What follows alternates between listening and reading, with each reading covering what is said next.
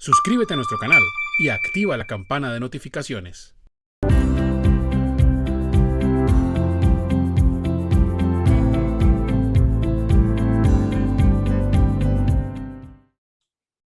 ¿Cuáles son las novedades que introdujo el decreto de simplificación contable 1670 del año 2021? Ok, vamos a resolver esta pregunta de la siguiente forma. Básicamente las novedades serían 5, ¿sí?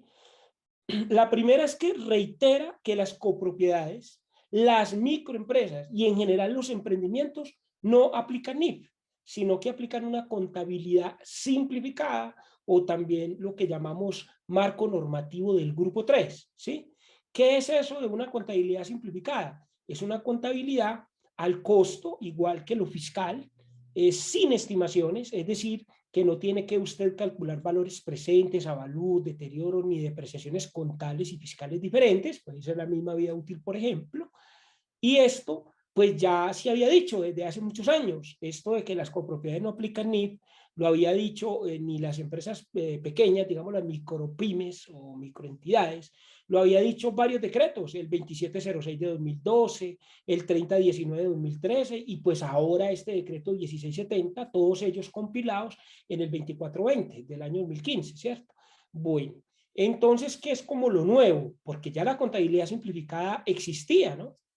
Eh, digamos, lo nuevo es que este decreto hace más fácil ser del grupo 3 desde el año 2023, ojo, desde el año 2023, porque este decreto lo que hace es quitar el requisito de tener menos de 11 trabajadores y menos de 500 salarios mínimos en activos, que existía para pertenecer a ese grupo 3, y ahora depende pues principalmente de los ingresos, ¿no?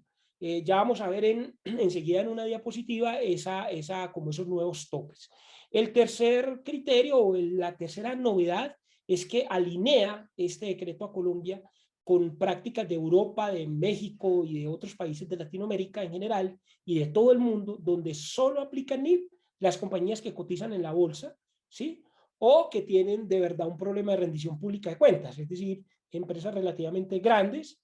Entonces Colombia ahora sí queda pues digamos alineado allí, porque en la norma anterior digamos se había puesto a aplicar la NIP a empresas demasiado pequeñas que resultaron pues más enredadas de la cuenta por unos temas, digamos, que estuvieron allí en la regulación.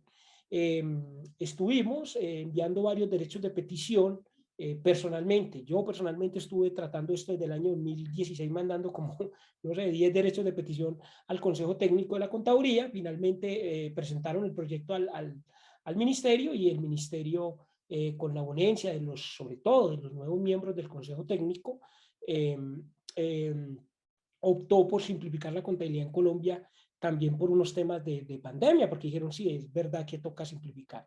¿Qué más novedad tiene? Que ayuda a simplificar la contabilidad en este país donde que está catalogado como uno de los países con las mayores complejidades en contabilidad y en tributación en el mundo.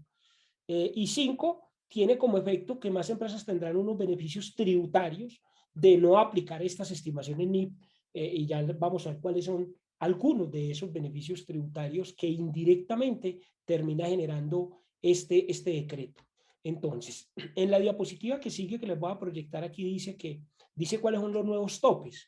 Entonces, mire, antes, para pertenecer al grupo 3 y llevar una contabilidad simplificada, los requisitos eran los que usted está viendo ahí a la izquierda: planta de personal inferior a 11 trabajadores, costos en los activos inferior a 500 salarios mínimos de activos e ingresos brutos anuales inferiores a 6.000. ¿Cómo? Pues a 6.000 salarios. ¿Cómo quedó? Entonces ahí en la plantillita o en la diapositivita usted ve que hay una hora. Entonces dice, ¿cómo quedó ahora con el decreto? Entonces dice, los nuevos requisitos para pertenecer al grupo 3, ¿cuáles son? Entonces, básicamente el principal es el de los ingresos, es el número 6, ¿sí? Él dice lo siguiente, mire, si usted es una empresa, por ejemplo, del sector comercio, y usted vende menos de 141 millones de pesos mensuales, ¿cierto? En el 2022, en promedio de todo el año 2022, usted no tiene que aplicar NIP, usted aplica contabilidad simplificada, ¿sí? que como les decía, es llevar una contabilidad prácticamente, o sí, igual a la fiscal en esencia. Entonces, allí, por ejemplo, si usted es una empresa del sector manufacturero, si usted mira aquí la pantalla, aquí se ve claramente un sector manufacturero, por ejemplo, que venda 74 millones de pesos mensuales en promedio, que venda hasta ese valor o menos, pues entonces usted será grupo 3, o por ejemplo una entidad de servicios que venda mensualmente menos de 104 millones, 472.296, esto está en VTs del año 2022, ¿sí? Entonces, básicamente, eso es como lo más clave. Hay otros requisitos que están allí en la diapositiva, y es que usted no tenga inversiones en instrumentos de patrimonio en subsidiaria, negocios conjuntos asociados o asociadas, que usted no tenga que presentar consolidación de estados financieros ni combinados, por ejemplo. Y el 3 dice no estar o no realizar transacciones relacionadas con pagos basados en acciones, es decir, es que las empresas que pagan en acciones son empresas realmente muy grandes. El 4, no mantener planes de beneficios posempleo o beneficios definidos, que es cuando las empresas todavía pensionan, que están, por ejemplo, en el régimen de ley 50, por allá, que son empresas muy antiguas.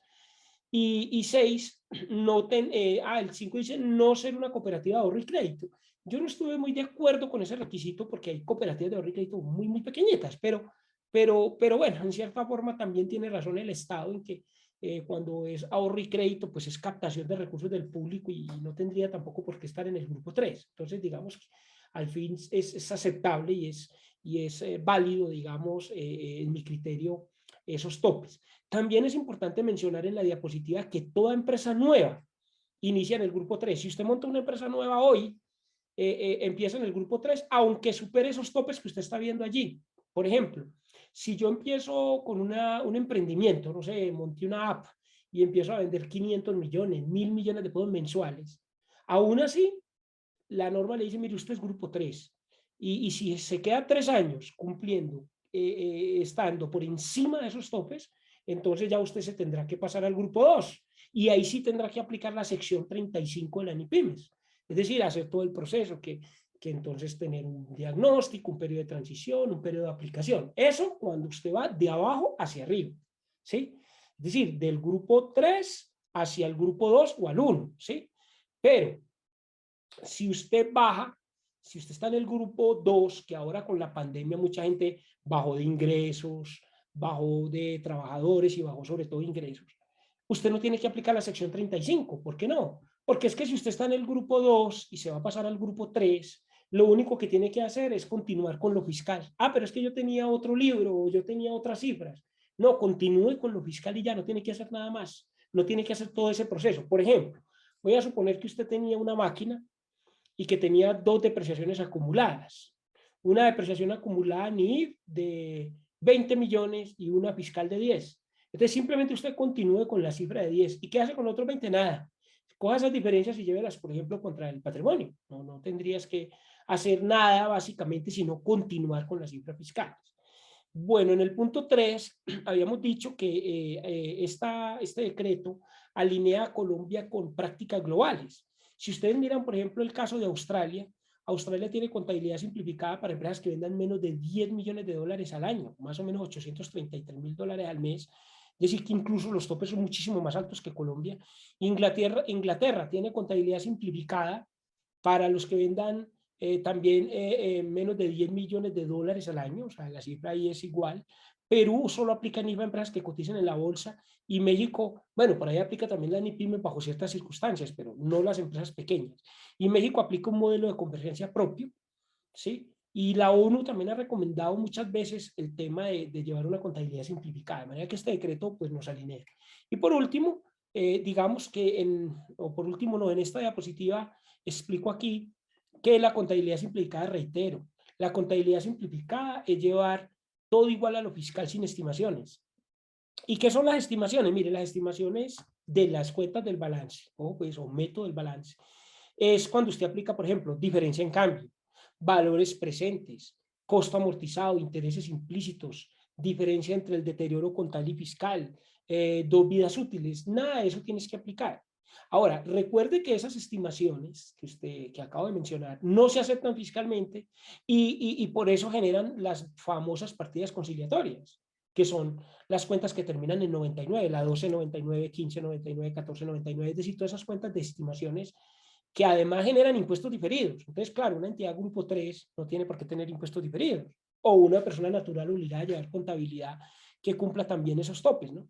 Entonces, también recuerden que estas estimaciones que yo acabo de mencionar no se requieren ni siquiera en el grupo 1 y 2 si son inmateriales o cuando superan la relación costo-beneficio. Pero es que, ¿por qué lo insisto? Porque es que muchas entidades del grupo 1 y 2 todavía hacen este tipo de estimaciones creyendo que es obligatorio hacerlas, por ejemplo, cuando le ponen a descontar un préstamo a empleados que es inmaterial, ¿sí? Y es que a descontarlo a valor presente o a valorar bienes muebles como sillas y mesas viejas, ¿cierto? Cuando la misma NIC dicen que valorar activos es opcional, NIC 16 párrafo 29 y NIC PYME 1715. O cuando la NIC sí permiten tener activos totalmente depreciados, no pasa absolutamente nada, simplemente se revela, pero pues hay gente que se pone una cantidad de estimaciones de forma innecesaria. Pero digamos que si usted es grupo 3, no requiere esas estimaciones, aunque fueran importantes. Ahora, muchos dicen, oiga, pero es que hacer la estimación de la depreciación es muy importante. Yo digo, pues mira, claro, se pueden calcular internamente, pero no hay necesidad de contabilizarlas. Entonces, por ejemplo, voy a poner un ejemplo aquí sencillo que está en pantalla, y es que se puede usar la misma vida útil contable y fiscal para las máquinas a 10 años, y si en realidad usted ve que esa máquina le dura por decir 6 años, pues usted hace reservas ocasionales en el patrimonio para adquirir activos si ve pues que el desgaste de su máquina es inferior a esos 10 años. Sí, claro, yo puedo tener, por ejemplo, una máquina que yo diga, no, es que yo tengo, no sé, un vehículo, una tractomula que me toca cambiar a los 6 años, o un vehículo X, pues hago una reserva ocasional para que no se reparta toda la utilidad. Entonces no es necesario pues llevar allí eso a través del estado de resultados, sino vía reservas patrimoniales. ¿Sí? Bueno, y por último, el punto 5 dice que tiene como efecto este decreto que más empresas tendrán beneficios tributarios de no aplicar esas estimaciones. ¿Por qué? Porque recuerden que esas estimaciones, en general, muchas de esas estimaciones, lo hacen a ustedes pagar más impuestos.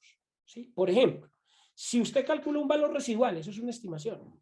Si usted calcula un valor residual, usted termina pagando más impuestos. ¿Por qué? Porque el mismo valor residual que usted ponga en sus políticas contables se vale tributariamente, artículo 131 del estatuto. Entonces, si por ejemplo, yo tengo un vehículo que me cuesta 100 millones, lo voy a depreciar en 10 años fiscalmente, pero me puse a decir en mis políticas contables que dizque valor residual, o sea, valor de salvamento o valor de rescate, como antes se llamaba, usted dice, lo va a poner el 30%. Entonces usted pone el 30%. Quiere decir que usted no va a poder depreciar 100 sino 70. ¿Por qué? Porque la DIAN ha dicho en varios conceptos, esas mismas estimaciones que usted ponga en NIF, en muchos casos, se te van a volver fiscales. Entonces nadie con 4 dedos de frente se le va a ocurrir tener valor residual en las políticas contables porque se le vuelve una menor valor de la depreciación fiscal. Ahora, alguien me dijo en un video previo que no, que es que es muy bueno poner valor residual porque en caso de que usted venda el activo, pues la renta líquida por recuperación de deducciones es menor. Yo le dije, pues no, pues valiente negocio, ¿no? En una multinacional jamás te van a aceptar ese negocio porque es mejor pagar menos impuestos hoy que en el futuro, obviamente. Es decir, ¿qué consuelo tengo yo con poner un valor residual para que cuando eventualmente venda el activo tenga menos ganancia ocasional? Prefiero que me reduzcan el impuesto y pagar la ganancia ocasional en el futuro, 10 veces, pues. Entonces, realmente no es muy buen negocio tener valor residual desde el punto de vista de tasa efectiva de tributación. El segundo punto es, por ejemplo, si ustedes quieren profundizar, porque aquí el tiempo es limitado, hay un artículo que se llama Estrategias de Planeación Tributaria con las Políticas Contables. Lo puede buscar así en Google y vas a aprender bastante de por qué uno tiene que tener mucho cuidado con las políticas contables y cómo una política contable lo puede obligar a pagar más impuestos. Y voy a poner un ejemplo, nada más, uno solo, que siempre lo pongo, pero que insisto porque nada más ayer alguien me llamó a preguntarme, es el tema de las vidas útiles NIF más largas que las fiscales. Cuando usted pone una vida útil NIF más larga que la fiscal, usted termina pagando más impuestos. Entonces note que una entidad del grupo 3 no va a tener este problema. ¿Y por qué termina pagando más impuestos? Pues porque así lo dice el estatuto tributario. Miremos un caso real que está en pantalla. Dice, Una máquina me costó 2.500 millones, ¿sí? En el 2017, y yo la vengo depreciando a 10 años, ahí está en la pantalla, eso me da un gasto de 250. Pero con la política NIS se establecieron 25 años, mire que puso una vida útil demasiado larga, lo que le da un gasto de solo 10. Entonces, la DIAN viene interpretando correctamente que en ese caso la vida útil NIF es igual a la fiscal. ¿Por qué? Es decir, que usted va a tener menos gasto deducible. ¿Por qué? Porque el artículo 137 en el primer inciso dice, la vida útil que yo le acepto como DIAN es la misma que diga su política contable cuando sea más larga. Ahora, pero es que es más corta. Bueno, entonces ahí sí se va a la tabla. Es decir, si usted tiene una máquina y usted dice que dura, fiscalmente será 10, usted dice que la va a depreciar en 6 años, la DIAN le dice, sí, depreciala en 6, pero créeme una partida conciliatoria, porque para mí es a 10. O sea que hay una parte deducible y otra parte que no es deducible.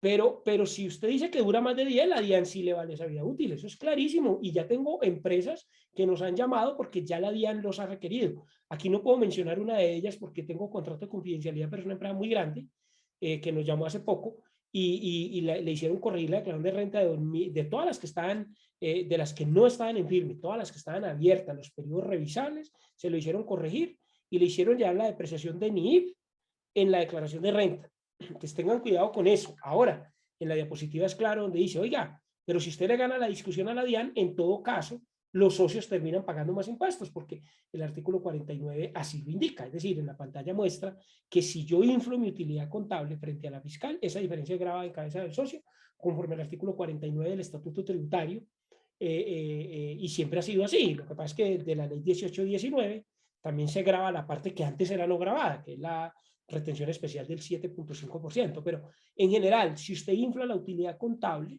con estas estimaciones termina pagando más impuestos. Todo este problema no lo van a tener las empresas pequeñas, las del grupo 3. Para finalizar, les recomiendo, reitero, leas el artículo Estrategias de Planeación Tributaria con las Políticas Contables. Así lo puede buscar en Google, ahí está con un video de Actualícese, y también les recomiendo el por qué usted debe unificar la vida útil contable y fiscal cuando usted no cotiza en la bolsa. ¿Por qué?